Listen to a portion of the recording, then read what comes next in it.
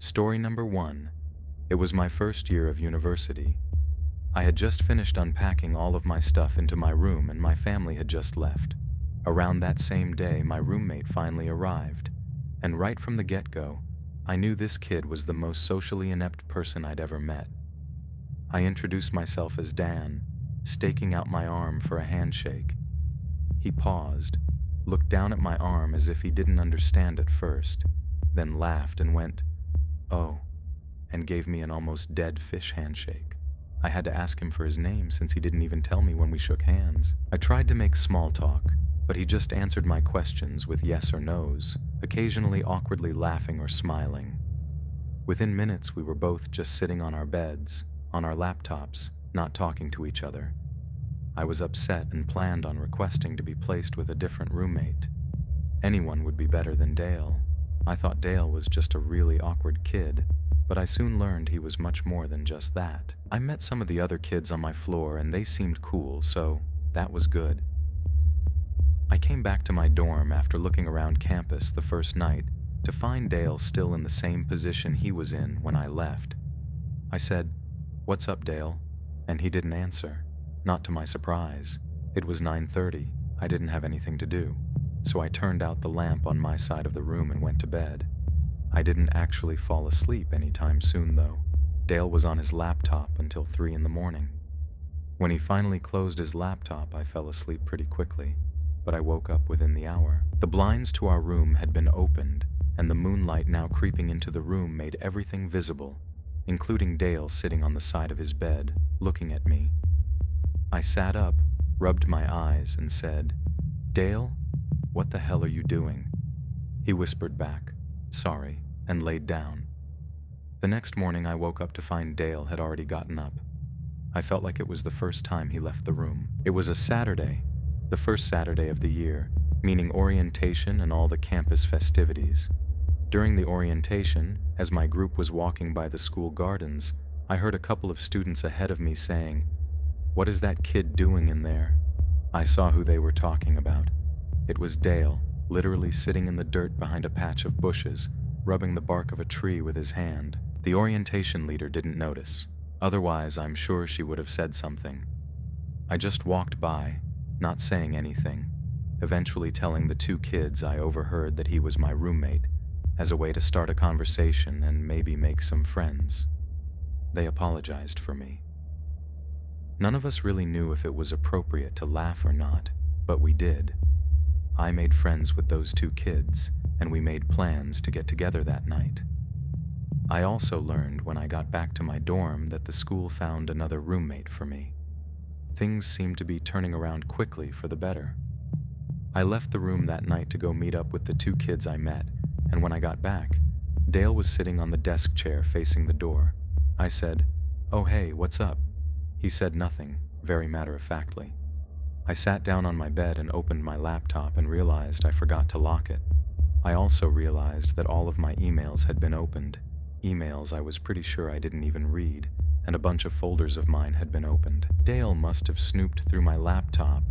When I asked him if he did, he responded no very loudly half a second after I even finished my question. I could read him like a book. This creepy kid was literally going through my computer when I was out. I knew he did it, but I didn't pursue it. I was ready to go to bed, so as I went into my bed to look for my pajamas, I felt like my clothing had all been moved around as well. I knew I'd be out of there forever by tomorrow, so I didn't say anything. I woke up in the middle of the night to the sound of a zipper. I sat up and saw Dale on the ground, going through my bag. I turned the lamp on, this time confronting him about it. He played dumb, saying, "I think you have my toothbrush by mistake." It was the closest thing to wits that he'd shown up until that point. Still, I knew he was lying, and I knew something was wrong with him, so I couldn't get physical with him. The next day, I met my new roommate in the same building, and everything went well. Sunday night, after having a decent conversation with my roommate, who was no social butterfly, but was miles better than Dale, we both turned off our lights and went to bed. For the third night in a row, I woke up at some off hour of the night to a strange noise. It was a weird clicking noise. It wasn't consistent, but I'd hear it at least twice every 30 seconds. I got up, hoping to find something innocent, like a heavy bag putting pressure on a weak floorboard, or even a mouse. But as I scoped out the room, I realized the sound was actually coming from the other side of the door. The nightlight in the common area was always on, so when I looked through the peephole, I was able to see the scalp of the person standing on the other side of our door. They were looking down, so I couldn't see their face, but now that I was paying attention, I realized the tiny clicking noises were actually coming from the doorknob. I was sure the person was trying to unlock the door. I dialed the number for the campus police department, and they showed up in under 5 minutes to the common room, and only then did I feel it was safe to open the door. I found the officers to have Dale in cuffs. I had a feeling it was him. I told them everything, that he was my former roommate who was going through my stuff, so I switched dorms, only to find him trying to break into my new dorm. They took him away. I don't know what happened to him after that, but I never saw him again. He either got suspended for the semester or expelled. I got through the rest of my years at university like anybody else. However, the nightmarish experience I had with Dale still pops up in my head every now and then. Story number 2. I went to Binghamton University for 2 years. I quickly made a big group of friends there, and we'd go out every weekend. One weekend on a Friday night in October, when my group didn't have any big plans together, me and 2 other close friends decided to hang out in the school, nature preserved by the lake. There was this little clearing on the far side of the lake that was convenient for fires. Since it was so far from view of the school or campus security, kids would sometimes, but not often, come here to smoke pot, drink, and do basically all the other drugs. It was a relatively unknown spot on campus by most, and we liked that about it. Tonight we just brought a bunch of beers, lit a fire, and hung out, having what we referred to at the time as a bro chat. As the night progressed, time seemed to pass quicker as the alcohol began to take effect. Eventually, it got to the point where we were all laughing so hard that one of my 2 friends was on the floor rolling in the leaves. That was when my other friend stopped laughing and went, "Shh." We all perked up and listened and heard the crunching of leaves and branches in the distance. We threw our bottles in the lake since we were all under 21, and it wasn't unheard of for campus police to come through the woods on weekends to catch kids doing drugs. We tucked the rest of the beers into a backpack. I was moderately drunk, so my paranoia was higher than usual. That was probably the case for all of us. The fire exposed us to anyone passing through the woods. But the thing is, this spot was so unknown and far from campus that it was rare to find anybody else that deep into the woods. It sounded like just one person in the distance. The sound of a tree branch snapping not too far away freaked all of us out. None of us were really the confrontational ones from our group, so we were lacking that one person who would have the confidence to stand up and yell out to whoever was out there. Instead, we all just sat in silence, shushing each other. We heard what seemed to be somebody or something circling us, or at least walking around in a C-shape around our little campsite. It literally started to feel like we were in the movie The Blair Witch Project, because these sounds in the near distance, like cracking tree branches and leaves crunching on the ground, kept echoing over to our campsite. We laughed about it at first, but I personally soon became terrified of who or what it could be. Out of the blue, a huge thud made all 3 of us jump. At first I didn't understand, even though I saw what caused the sound. It took me a few seconds to digest the fact that a branch had been thrown into the center of our little fire site. One of my 2 friends took off running, while my other friend and I sat behind, looking at each other, half laughing, half concerned. I feel like we didn't know yet if this was some kind of joke or not. Then my friend let out a scream of pain as he was struck in the face by another tree branch. I grabbed the backpack, helped my friend up off the floor, and we hauled ass back in the direction of our dorm. When we made it to the road separating the nature preserve from our dorm, we stopped to catch our breath. But whoever was out there proved to be following us when we heard footsteps coming closer to the road. We continued to run back to the dorm, and when we got back to our floor, we found our other friend in his room already. We looked out of his room window down to the woods. There was someone pacing back and forth by the woods, and every time a car passed, they would walk back into the woods. Eventually, whoever it was went back into the woods for good, to never be seen again by us. We continued our drinking session in the dorm room, and within 10 minutes we were all laughing about it. It wasn't until the next morning that we all realized how terrifying that experience actually was. We never really went back into the woods past dark after that. Story number 3. This takes place during the first week of school, my freshman year at the University of Iowa. I was just starting to get comfortable with my roommate. He was dedicated to the idea of rushing a fraternity, and rush week was starting the next week, but the parties were starting Thursday of the first week. My roommate didn't want to go alone because it would be harder to meet people that way, so he wanted me to go. I happily agreed to go with him. Even though I had no interest in rushing a fraternity, I still had intentions to go to parties. After all, I was attending a party school. My roommate wanted to go to one frat party on Thursday, and then parties at different frat houses on Friday and Saturday. On this Thursday night, we were headed to perhaps one of the lowest ranked frats. I'm pretty sure it was an underground one too, but his logic in attending was to have a backup frat in case the higher ones wouldn't give him a bid. The frat house was really far from campus, in a much more slummy downtown area. We pulled up to a corner house, and if it weren't for the blasting music and cars parked everywhere, we would never picture this house as a frat house. It literally looked like they settled with the first house they found. We knocked on the door to immediately be greeted by some short, chubby guy in a white t-shirt holding a Solo cup. His shirt had sweat stains by his armpits and mid-belly area.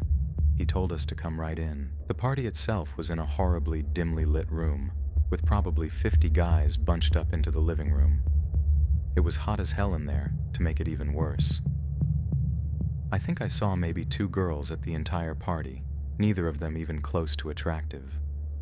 I gave the party a good 20 minutes, talking with one overweight foreigner after another, all giving off anti-social vibes.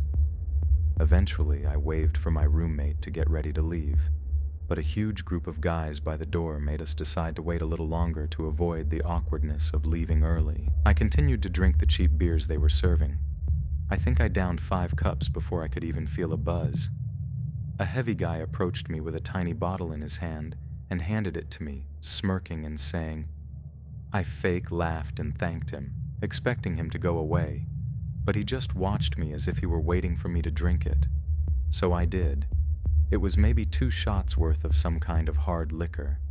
The guy then started making conversation with me, and every time I hinted that I was trying to get away, he would try to pull me further into this otherwise one-sided conversation. Things started to get really blurry pretty soon. I remember feeling dizzy all of a sudden, and the room seemed to be getting darker. That was the last thing I remember before waking up in a dark room, laying in a bed. I could hear the sound of music muffled behind closed doors, so I knew I was still in the frat house. It was a very dark room, however I could still make out certain furniture in the room, and a small closet door, not much else though. But even over the blaring music, I heard the sound of a plastic bag being crunched from the closet, as if somebody had stepped on it by mistake. I ran out of that room and down the stairs back to the overcrowded living room. I found my roommate and pushed him out the front door, past the group of guys still standing in a circle right next to it. During the car ride back to campus, I told my roommate I was drugged. He almost called the cops, but I said it would be foolish and pointless. My roommate then asked me an awkward question. Was I taken advantage of? I didn't feel any type of pain, and my clothes were all still on the same, so I assumed not. When I did a time check, I realized I'd only been out for maybe 10 minutes before waking up. Whatever the guy gave me must have been a dud or something, thank God. That was my college experience of attending an underground ghetto frat party, and it remains to be my scariest life experience. I had a single dorm my first semester of sophomore year. It was in the corner of the floor, kind of secluded from the rest of the dorm rooms, since it was in its own little section. You had to turn a corner to even see the door. It was nice because I'd be able to still talk with friends on my floor, invite people over to my room, and still have privacy when it was time to do homework or go to sleep. A few weeks into the semester, while studying for a bio exam, the silence was interrupted by a noise. It took me a bit to realize it was a light tapping on the door. It was so light that I almost didn't even hear it. I yelled, "Come in," but the door didn't open, so I got up to open it. Nobody was there. I walked around the corner to look down the hall. Nobody. Somebody was obviously messing with me. I went back to my bed and continued studying, this time leaving the door open. Nobody came back. The next night, a few minutes after shutting the lamp in my bedroom to go to bed, the tapping on the door returned, only this time it was much louder, more of a knocking sound. I called out, "Who is it?" And again the knocking stopped and nobody answered. I got out of my bed quickly and opened the door to see my small private corridor was void of any people. Again I ran the 10 feet from my door to the corner to look down the main hallway of the floor. Nobody. The next morning I asked some of the other kids in the dorm if they had been messing with me. Everyone said no. The next night I woke up after having been asleep for 3 hours. Someone was knocking on my door again, this time louder than ever. I had trouble deciding whether to open the door or not this time. With a bout of courage, I hopped up and opened the door. Nobody was there as I was expecting, but this time I full-on sprinted down the tiny corridor isolating my room, and when I turned the corner, I saw the back of somebody disappearing behind the far corner on the opposite side of the hallway. I ran as fast as I could down the hallway, and as I turned to the next hallway where I saw the person a few seconds earlier, I saw a door at the end of the hallway shutting. It wasn't a dorm room, it was a bathroom. I felt like I was ready to confront whoever this joker was, so I pushed open the bathroom door with force. The light was off. I turned it on, expecting to see somebody hiding in there, but I didn't see anyone. My first instinct was to check the 2 bathroom stalls, which were both shut. I got on my hands and knees and looked under the 2 stalls. 2 heavy black boots could be seen from underneath one of the stall doors. I took a deep breath and pushed the stall open. I was confused. Where were the boots sitting on the floor, but no person to wear them? And then I heard a creepy giggling noise, not a feminine or childlike one. It was a kind of laughing that I could only imagine to be that of a really old, crazy man. For some reason, my confidence was gone and I was scared shitless. Therefore, I ran back to my room and shut the door. I hopped back in my bed and started texting every friend I had. Of course, everybody was asleep, though. The knocking happened one more time that night. I ignored it. It went on for about 30 seconds before whoever that person was finally gave up. I spoke to everybody on my floor the next day. Nobody else heard any knocking, and everybody swore they weren't pranking me. Everybody seemed sincere. I don't know why this person chose to harass me, or who this person was. Judging by the boots and the laughing I heard, this was an older man though, and that disturbs me. That is it for today's video. If you love spine-tingling tales like these, hit that subscribe button and turn on notifications. We dive into the dark side of everyday places every week. You won't want to miss what's lurking in the shadows.